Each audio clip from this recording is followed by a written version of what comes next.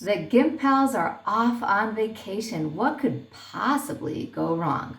Let's be honest, it's hard taking kids with instant gratification personality, meaning kids diagnosed with ADHD, on vacation. So many things can go wrong. My God, do we worry about it? First of all, we worry about the kids doing something dangerous and, of course, about losing them. We also worry about the children doing their chores to make it pleasant for all of us, so that the parents are not carrying the burden of the entire vacation on their own shoulders while their princes and princesses get to be shuttled around and entertained. So let's take a look at these worries and try to work them out. I can tell you that we have lost kids in the craziest, scariest places, and each time it has taken 5 years off of my life. My car enthusiast at the age of 5 got lost in the GOOM department store right off of Red Square, Russia, because they had a beautiful display of the most gorgeous, expensive cars in the world right there in the mall. And he got so pulled into the display that we walked off without noticing that he wasn't with us. And then I have one child who got lost in the back streets of the old city of Jerusalem. And I would say the most terrifying was losing a child when we got off the ferry at the Statue of Liberty. Just think about how many tourists are milling around. Now, before you call Child Protective Services on us, we have gotten much better at this. And I'll let you know pretty soon what we decided to do to make our vacations fun and come back with all 6 of our children happy and intact. Next, we worry about kids doing crazy, dangerous things. Take a look at this picture. You see the 3 people who are standing? Well, those people landed up rolling down that little waterfall that you don't see in the picture on their rear ends because they decided to stand up in the boat. How can we stop children and their fathers from doing super dangerous things? We also deserve a nice vacation. So what can we do about all this? Let's talk about losing kids so that we stop losing those children. We have a big rule in our family, and that is if you notice suddenly that you're all alone, stop in your place and don't move a muscle. Your parents want to find you. They're going to come looking for you pretty soon because they're paying attention. So if you stay in your spot, there won't be 2 moving targets, and they will find you very quickly. This has been incredibly effective, and I highly recommend it.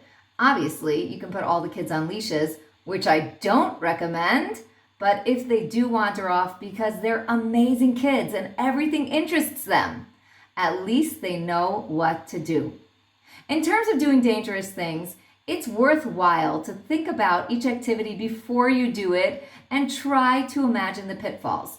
Our brains are not nearly as creative as our children's brains, and therefore we're not going to think of every danger pitfall, but at least we can set a couple of ground rules, like asking a parent before jumping, asking a parent before leaving the designated path, and discussing your next move. Now, I am all into kids pushing their limits a little bit, letting children run ahead just a bit when we are on a hike, because it's good for them to explore and to build their confidence that way. But we have to do it within limits and within safety. If a child has done something that is really out of limits, like jumping off a tree branch into a shallow stream, I would say that child has to sit on the side for a few minutes, and this should be something you let the children know in advance. Finally, how do we get our children to help so that we're not the ones being the slaves and providing a vacation for our children while we suffer? That's no way to go. Let's look at the challenges that each family has. In our family, we have a problem called the Gimpel double exit. That means that every time we leave on any sort of vacation, we always come back to the house about 2 minutes after we've pulled out. The neighbors usually are standing outside and they never wave to us the first time we leave because they know we're coming back. We made a very comprehensive list to make sure that everything is in its place. Does every child have 2 shoes on?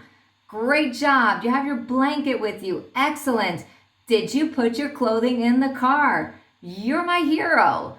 And only then do we leave the house. We've been fairly successful at only leaving the house once for the last couple of years since we made our checklist. Do the same in your family. Besides for that, children need clarity and guidance. So there's a lot to do when you're on vacation. The car has to be unloaded and reloaded. Picnics have to be packed. Therefore, you have to give each child a very specific task and make sure that that task gets done. How's that done? We say sentences like, as soon as all of the bags are in the house, the picnic is packed, whatever it is that your goal is, you say, as soon as you have done that, we are going to head out for this incredibly wonderful activity. So you're setting them up for success by letting them know what they have to do in advance. Not only that, we have to be a running compliment machine. Saying things like, I love the way we work together. This is fantastic teamwork. We are an amazing family that we can go away on vacation and everyone does their part. And only say it if it's true. If you see that a child is specifically working hard, then that child's going to get an extra reward. If the entire family gets done what they're supposed to get done in a certain amount of time, then the whole family gets to do something else fun during the vacation. Make it fun, make it a game, time it. See how fast the whole family could get in the car with everything they need so that you can head out. We also have the problem of children fighting in the car. Somehow, there are certain seats that are more coveted than others. I've learned from my older son that what we have to do is make a seating plan, the kind you have when you go to a wedding. And everybody has a designated spot and it rotates. This way, nobody has to be worried that they are not going to get that perfect spot at the window today. They're going to get it. It's just that they have to wait for the third time we're in the car. Once they've all agreed on a seat that they're sitting in, usually it's a lot more peaceful.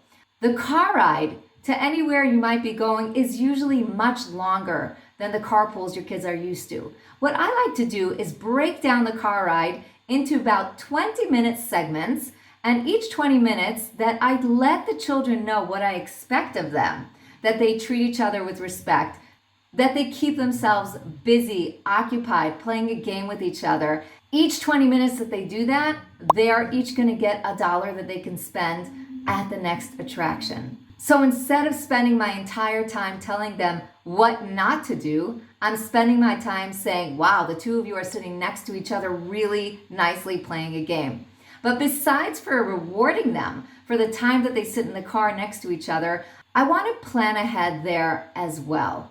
I want to think up games that they can play with each other, like I Spy, like the geography game. There's all sorts of games that they can play in the car. Or I'd like to bring a book in the car that if it doesn't make me nauseous, I can read out loud to them. What I don't want to do is let each child be on his or her screen, because that makes them agitated and angry at each other. And by the time we finally do get out of the car, they all hate each other. So let's use that time in the car for bonding and fun. And here's my final piece of advice as a mom of instant gratification ADHD kids.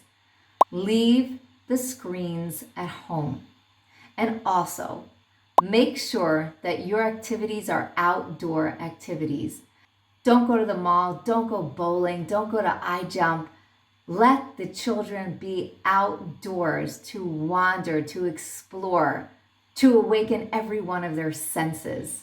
When you get back from a vacation day like that, every single person, including you, the hardworking parent, will have a huge smile on your face.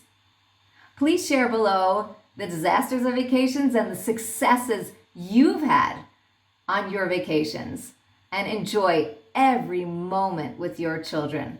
Please share and subscribe.